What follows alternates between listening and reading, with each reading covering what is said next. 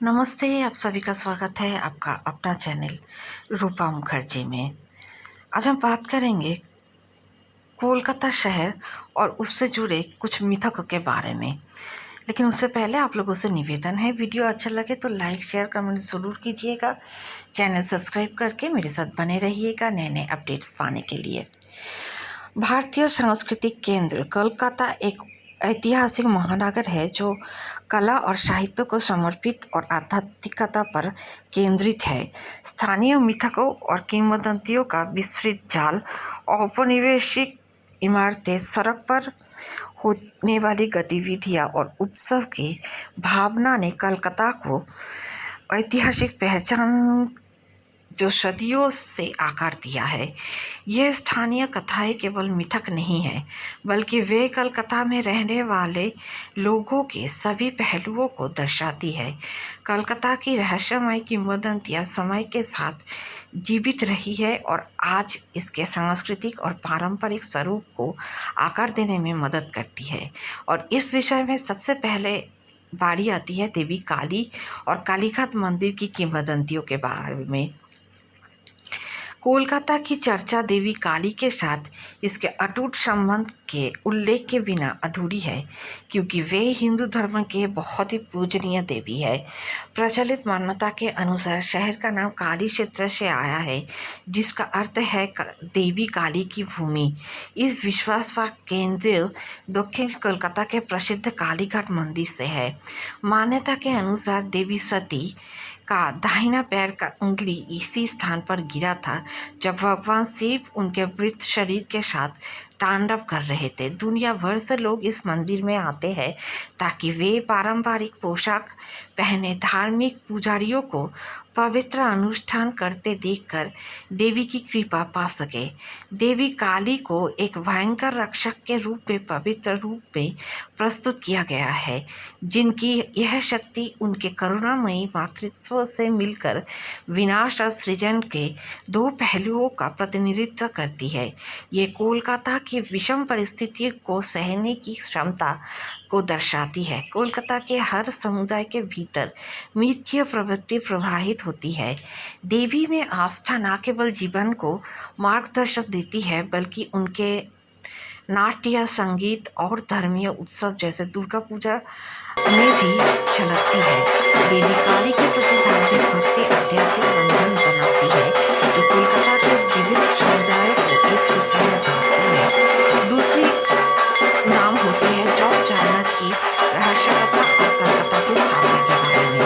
कोलकाता की नींव ब्रिटिश शासक से पहले रखी जा चुकी थी, लेकिन इसका आधुनिक स्वरूप 1690 में ईस्ट इंडिया कंपनी के जॉब चार्नक द्वारा बस्ती बसाने के बाद हुआ। इस ऐतिहासिक विवरण में सतही कथा के परे भी कई तथ्य मौजूद हैं। स्थानीय परंपरा के अनुसार चार्नोक ने इस स्थान को इसीलिए चुना क्योंकि यह उसे उस जगह की याद दिलाता था जहां उसकी पत्नी को दफनाया गया था। ऐतिहासिक विशेषज्ञ इस बार पर सहमत नहीं है कि जॉब चार्नोक ने कोलकाता की स्थापना की, क्योंकि संभवतः उन्होंने एक पहले से ही स्थापित व्यापारिक स्थल को औपचारिक स्वरूप प्रदान किया। फिर भी उनके कार्य से स्थायी छाप छोड़ गए, जैसे कि सेंट जॉन चर्च और राइटर्स बिल्डिंग, जो ब्रिटिश शासन के प्रमुख केंद्र रहे।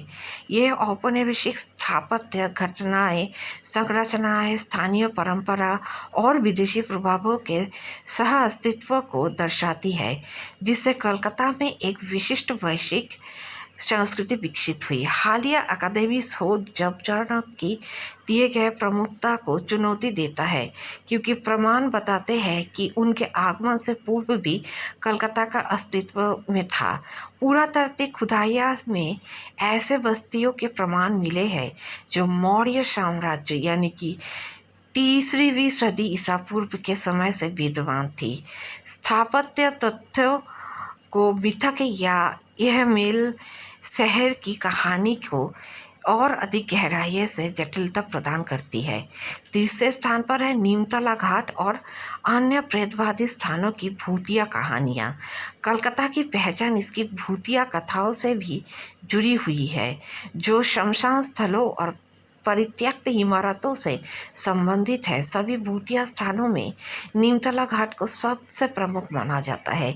हुगली नदी के किनारे स्थित ये घाट माना जाता है कि वहाँ आत्माएं मोक्ष की तलाश में भटकती है, क्योंकि वे इस संसार और परलोक के बीच फंसी होती है।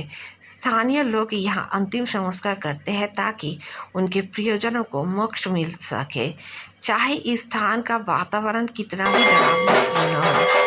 भूत बाजार का नाम ही इसकी अलौकिकता की और संकेत करती है। ये बाजार एक ऐसा स्थान से विकसित हुआ है जहाँ अक्सर पुनः खोदे गए स्वर पाए जाते हैं। यहाँ नियमित रूप से आत्मा की उपस्थिति का अनुभव भी किया जाता है। भले ही अब ये क्षेत्र एक समृद्ध व्यापारिक केंद्र बन चुका है, फिर भी कुछ निवासी अलौकिक घटनाओं की कहानियाँ साझा करते रहते हैं। ये कहानियाँ मनोरंजन, चेतावनी और आध्यात्मिक सम्मान सिखाने का त्रिस्तरीय उद्देश्य पूरा करती है।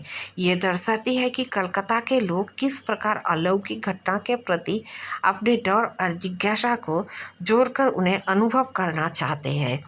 4 रविंद्रनाथ ठाकुर और जोरासांको ठाकुरबाड़ी की राष्ट्रीय कथाएं। कोलकाता की मिथिकीय परंपरा में नोबेल पुरस्कार विजेता रविंद्रनाथ ठाकुर को उचित सम्मान मिलना चाहिए। उनका पैतृक निवास जोरासांको ठाकुरबाड़ी उनकी अमर विरासत का प्रतीक है। साहित्य में उनकी उपलब्धियों के साथ साथ उन्होंने बंगाली संस्कृति परिदृश्य में एक पौराणिक स्थान हासिल किया है।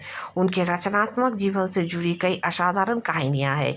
कहा जाता है कि वे चांदनी रात में टहलते हुए कविताएं लिखते थे, जिन्हें वे प्रकृति और ईश्वर की प्रेरणा से उत्पन्न मानते थे। कुछ लोग बताते हैं कि वे ध्यान की स्थिति में किसी अलौकिक आत्मा से संवाद करते थे। ठाकुर से जुड़ी ये कहानियाँ उन्हें एक कलाकार के रूप में प्रस्तुत करती है, जो दर्शन और रचना दोनों में पारंगत थे। जोरासांको एक रहस्यमय वातावरण बनाता है, जो वहाँ आप लोगों को अजीब सी अनुभूति कराता है। पांडुलिपियाँ, चित्रकला और व्यक्तिगत वस्तुओं के संग्रह लोगों को अपनी अनुभूतियों के आधार पर रविंद्रनाथ ठाकुर को समझने का अवसर प्रदान करती है। 5 में आता है दुर्गा पूजा का ऐतिहासिक स्रोत। कलकत्ता की दुर्गा पूजा पुराने मिथकों के सबसे भव्य प्रदर्शनों में से एक है। हिंदू ग्रंथ के अनुसार देवी दुर्गा ने महिषासुर जैसे दानव से युद्ध कर उसे पराजित किया, जो ब्रह्मांड की व्यवस्था को खतरे में डाल रहा था। दुर्गा पूजा अच्छाई के बुराई पर विजय का उत्सव है, जो हर वर्ष चमकदार पंडालों, भव्य सजावट और नाटकीय प्रस्तुति के साथ मनाया जाता है। दुर्गा पूजा का धार्मिक आयोजन कोलकाता को इस मामले में अनोखा बनाता है कि इसमें हर धर्म और वर्ण के लोगों को भाग लेते हैं। जाति और आर्थिक स्थिति की सीमाओं से परे जाकर मूर्ति निर्माण में लगे कलाकार महीनों तक काम करते हैं और उसमें पवित्र ग्रंथों की झलक दिखती है। पूजा की थीम हर साल बदलती है, कभी ऐतिहासिक घटनाओं पर तो कभी समकालीन सामाजिक समस्याओं पर केंद्रित होती है, जो सामाजिक चेतना के विकास को दर्शाती है। विसर्जन की प्रक्रिया, जिसमें लकड़ी की मूर्तियों को जल में प्रवाहित किया जाता है, जिसका गहरा धार्मिक अर्थ रहती है। यह परंपरा जीवन के चक्र की पुनरावृत्ति और एक अंत से नई शुरुआत की ओर बढ़ने का संकेत देती है। कोलकाता के लोग दुर्गा पूजा को केवल धार्मिक उत्सव नहीं, बल्कि सांस्कृतिक कल्पना का मूर्त रूप मानते हैं। आखिर में हम ये कह सकते हैं कि कलकत्ता की पहचान उसके स्थानीय मिथकों और किंवदंती से बनती है, जो इसकी विविध जनसंख्या में मौजूद है। निवासी और आगंतुक दोनों ही इस आध्यात्मिक और ऐतिहासिक कल्पना का सम्मान करते हैं, जो सांस्कृतिक समझ के एक साझा जादू को जन्म देती है। देवी काली के प्रति भक्ति, रविंद्रनाथ ठाकुर की प्रशंसा और दुर्गा पूजा में भागीदारी, ये सभी कहानियों लोगों को आपस में जोड़ती है और इतिहास से उन्हें जोड़ रखती है। शहर अपनी इन कहानियों को जीवित रखता है क्योंकि कथाएं स्मृतियों को सहेजने और भविष्य के लिए आशा का निर्माण करने का माध्यम होता है। कलकत्ता की इन स्थायी कहानियों का महत्व हमेशा बना रहेगा, जो इसकी आध्यात्मिक आत्मा और भविष्य की पीढ़ियों पर स्थायी प्रभाव छोड़ेगा। कैसा लगा आज का वीडियो बताइएगा ज़रूर। आज के लिए इतना ही। धन्यवाद। नमस्कार।